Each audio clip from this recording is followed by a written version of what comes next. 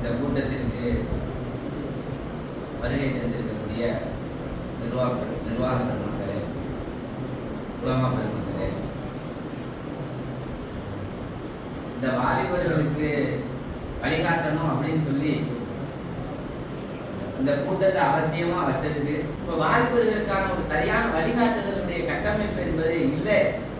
இந்த மேலூர்ல எது ஆரம்பித்தாலும் அல்ஹம்துலில்லாஹ் அல்லாஹ்வுடைய பெரிய அருள் என்னன்னு சொன்னா எம்எஸ்கே மத்திய சேவை குழு விதவைகளுக்காக வேண்டி ஆரம்பிச்சோம். அல்லாஹ்வுடைய கிருபையில 1.5 லட்சம் ரூபாய்க்கு மாசம் 1100 ரூபாய்க்கு கிட்டு என்ன செஞ்சுக்கிட்டு இருக்கு, கண்காலக்குடி, கொட்டாம்பட்டி எல்லா இடங்களையும் போய்கிட்டு இருக்கு. விதவைகளுடைய மறுவாழ்வுக்கான ஏற்பாடுகள் அல்லாஹ்வுடைய கிருபையில செஞ்சோம்.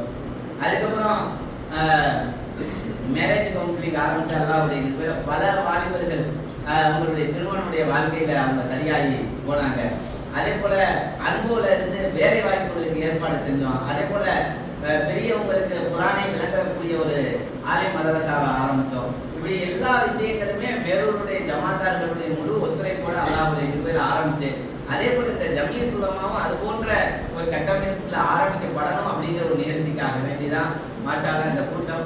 இது சிறு கூட்டமாக இருந்தாலுமே கூட இந்த கூட்டம் இன்ஷா அல்லாஹ் இனி வரக்கூடிய அந்த வாலிப சமுதாயத்தை அழகாக மெருகேற்றுவதற்கு காரணமாக அமையும்.